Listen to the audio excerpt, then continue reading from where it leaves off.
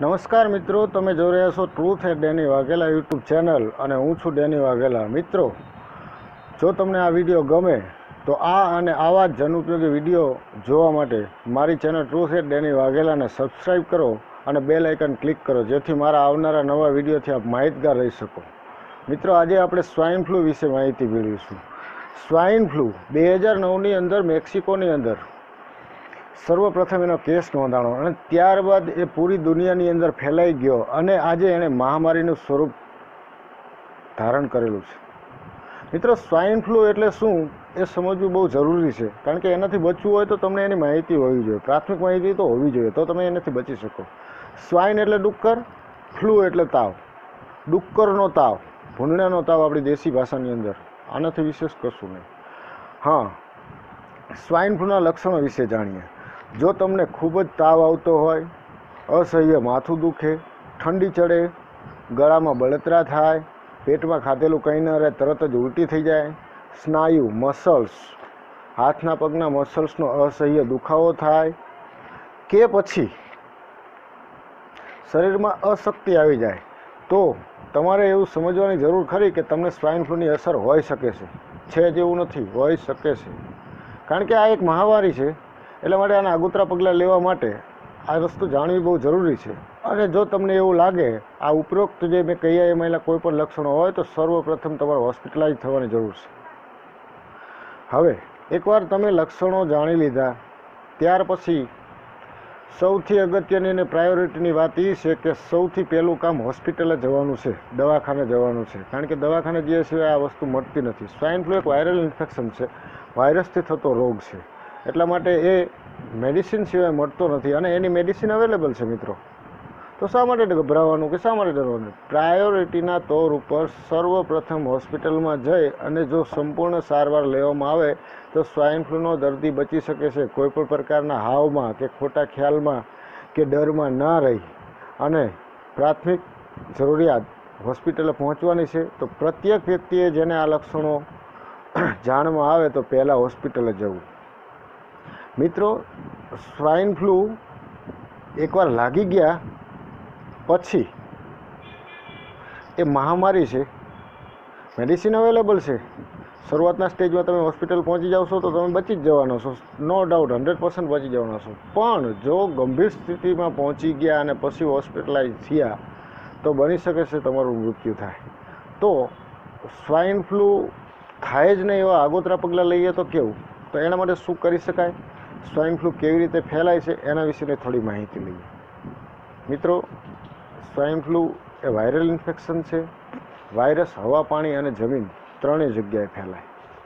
એટલા માટે સૌથી પહેલી વાત તો એ કે ઠંડા અને ભેજવાળા વાતાવરણની અંદર આ વાયરસ માથું ઉંચકતો હોય છે. એટલે આવા સમય દરમિયાન, ખાસ કરીને ચોમાસામાં, ભીડભાડવાળી જગ્યાએ જ્યાં વધારે પડતો રસ્ટ રહેતો હોય, ગીર્દી થતી હોય એવી જગ્યાએ ન જવું. અથવા તમારે ખૂબ જ અગત્યનું કામ છે, જવું જ પડે એવું છે, તો મોઢે રૂમાલ બાંધવો. કોઈની સાથે રામ રામ ન કરવા, હેન્ડશેક ન કરવા, કારણ કે બની શકે સામેનો વ્યક્તિ ચેપી છે, ઇન્ફેક્ટેડ છે. તમે હાથ મિલાવશો તો એ રોગના જીવાણુ તમારા હાથ સાથે, વાયરસ તમારા હાથ સાથે લાગશે. ત્યારબાદ તમે જમશો એટલે વાયરસ તમારા પેટમાં જશે, તમારું શરીર ઇન્ફેક્ટેડ થશે, બીમારી લાગવાની શક્યતા ખરી. તો આ એના પ્રાયોરિટીના બચવાના પગલાઓ છે. માની લો કે ઇન્ફેક્ટેડ વ્યક્તિ છે, બીમાર દર્દી છે, તો એને કાળજી રાખવા માટેની અગત્યની સૂચનાઓ. કોઈ પણ વાયરસ ઇન્ફેક્ટેડ વ્યક્તિએ ખાંસી ખાય તો ઓછામાં ઓછું સામેની વ્યક્તિથી 8 થી 10 ફૂટનું અંતર રાખવું, જેથી કરીને સામેની વ્યક્તિ સંક્રમિત ન થાય. એક, એણે મોઢે માસ્ક અથવા રૂમાલ બાંધી રાખવું, કારણ કે વાયરસ શ્વાસોશ્વાસ દ્વારા હવામાં ફેલાવાના જ છે.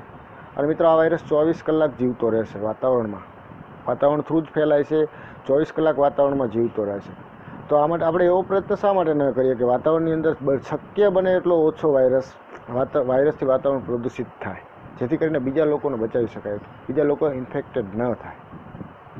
હવે ઘણા બધા લોકોના મનમાં એવો ડર હોય છે કે સ્વાઇન ફ્લૂ એટલે મહામારી છે ને એનાથી તો બચી જ નથી શકાતું. તો મિત્રો, હું તમને એની પ્રાઇમરી અને ખૂબ જ સચોટ કે જે મેં ઇન્ટરનેટ અને પ્રસાર માધ્યમોથી ઘણી બધી મહેનત કરીને માહિતી મેળવી છે, એ માહિતી આપણી સાથે શેર કરી રહ્યો છું.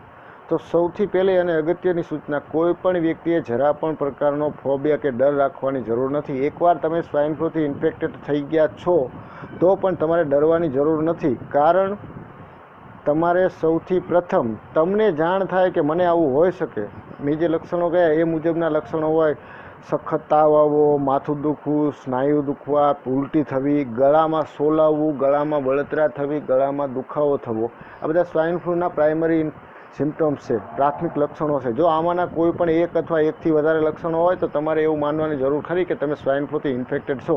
અને તો તમારી સૌથી પહેલી અગત્યતા એ હોવી જોઈએ કે તમે હોસ્પિટલાઇઝ થાઓ. હોસ્પિટલમાં ગયા પછી ત્યાં આગળ નિદાન સ્વરૂપે તમારા ટેસ્ટ કરવામાં આવે છે, મેડિકલ લેબ ટેસ્ટ. એમાં CBC કરવામાં આવે છે, કમ્પ્લીટ બ્લડ કાઉન્ટ. CBCમાં HB પ્લેટલેટ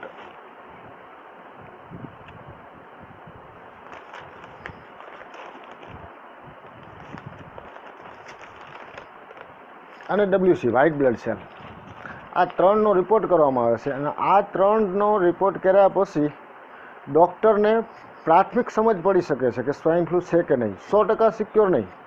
આનાથી પ્રાથમિક સમજ, જે તમારી ટ્રીટમેન્ટ કરી રહ્યા છે ડૉક્ટર, એને ખબર પડશે કે તમે સ્વાઇન ફ્લૂથી ઇન્ફેક્ટેડ છો કે નહીં. આ રિપોર્ટ કર્યા પછી ડૉક્ટરને એમ લાગે કે જરૂર ઇન્ફેક્ટેડ હોઈ શકે તો તમારો ચેસ્ટ એક્સરે લેશે. ચેસ્ટ એક્સરેમાં તમારા ફેફસાની અંદર કફ છે એના પ્રમાણથી પણ ડૉક્ટરને ખબર પડી શકે કે સ્વાઇન ફ્લૂ છે કે નહીં. અને આનો મેઇન રિપોર્ટ તમારા નાકમાંથી અને ગળામાંથી સીરમ લેવામાં આવે છે અને એની તપાસ કરવામાં આવે છે. અને એમાં સિક્યોર ખબર પડે છે કે સ્વાઇન ફ્લૂની ઇન્ફેક્ટેડ છે કે નહીં. માની લો કે તમે ઇન્ફેક્ટેડ છો તો પણ જરા પણ ગભરાશો નહીં, કારણ કે સ્વાઇન ફ્લૂની મેડિસિન અવેલેબલ છે. હું તમને એના નામ સાથે કહી દઉં છું. પણ હા મિત્રો, એક ખાસ વાતનું ધ્યાન રાખજો કે હું જે તમને નામ જણાવી રહ્યો છું, તમે જાતે મેડિકલમાં જઈ અને દવા લેવાનો પ્રયત્ન ન કરતા. તમને એવું લાગે કે હું સ્વાઇન ફ્લૂથી ઇન્ફેક્ટેડ હોઈ શકું છું તો સીધા હોસ્પિટલ જજો. કોઈ પણ પ્રકારની બેદરકારી ન રાખતા સીધા હોસ્પિટલ જઈ રિપોર્ટ કરાવી અને એની મેડિસિન લેજો. ટેમીફ્લુ કરીને એક એની મેડિસિન છે, ઝેનામાઇવિર કરીને એક મેડિસિન છે, અને ઓસલ્ટામાવિર નામની દવા સ્વાઇન ફ્લૂની અંદર અસરકારક છે. ઝેનામાઇવિર, ઓસલ્ટામાવિર અને ટેમીફ્લુ, આ ત્રણ એની અસરકારક દવાઓ છે. અને સંપૂર્ણ સારવાર લ્યો તો 110% સ્વાઇન ફ્લૂ મટી શકે છે. મૃત્યુ એવા વ્યક્તિનું જ થાય છે કે જેણે બેદરકારી રાખી હોય છે. દાખલા તરીકે આપણું તો ગુજરાતમાં તો ખાસ કરીને ગ્રામ્ય કલ્ચરની અંદર શું હોય, તાવ આવ્યો એટલે કે મટી જશે. 1 દી 2 દી 3 દિવસ 4 દિવસ 5 દિવસ પછી બહુ વધારે પડતું થઈ જાય, પછી હોસ્પિટલ જાય ત્યારે ડૉક્ટરના હાથમાં કંઈ હોતું નથી, કાબુ બહાર જતું રહ્યો છે. એટલે એવા દર્દીઓના જ મોત થાય છે. જે વ્યક્તિ પ્રાયોરિટીમાં સાવચેત રહી અને તાત્કાલિક ટ્રીટમેન્ટ લેશે, સારવાર લેશે, એનું મૃત્યુ નથી થતું. તો કોઈપણ પ્રકારનો ગભરાવટમાં ન આવશો. આ બીમારી છે, 100% ચેપી બીમારી છે, મહામારી ગંભીર બીમારી છે, પણ એનાથી ડરવાની જરૂર નથી. તો મિત્રો, આપણે સ્વાઇન ફ્લૂ એટલે શું, એના પ્રાથમિક લક્ષણો, એની સારવાર, એની અવેલેબલ દવાઓ, આના વિશે માહિતી જાણી. મિત્રો, હું આશા રાખું છું કે આપને મારો આ વિડીયો ગમ્યો હશે અને આપના માટે આ વિડીયો માહિતીપ્રદ બની શકશે. મને એવી અપેક્ષા છે કે આ વિડીયો જોઈને એક વ્યક્તિ પણ અનુસરશે અને પોતે સ્વાઇન ફ્લૂથી બચી શકશે. તો મારો આ વિડીયો બનાવવાની મહેનત કરવાનો, સ્વાઇન ફ્લૂની માહિતી મેળવવા માટે જે મેં મહેનત કરી છે ને, એ પ્રયત્ન સફળ થયો એવું હું માનીશ. અને હા મિત્રો, ફરી એકવાર વિનંતી કરું છું કે મારી ચેનલ ટ્રુથ એટ ડેની વાઘેલાને આપ સબસ્ક્રાઈબ કરો, બેલ આઇકન ક્લિક કરો, જેથી કરીને આપને રોજિંદી જીવનમાં, રોજિંદી રેગ્યુલર લાઈફની અંદર ઉપયોગી એવી માહિતીના જે હું વિડીયો બનાવીને, નવા વિડીયો બનાવીને મૂકું છું, એનાથી આપ માહિતગાર થઈ શકો, આપ એ માહિતી મેળવી શકો, એ વિડીયો જોઈ શકો. ધન્યવાદ, આભાર.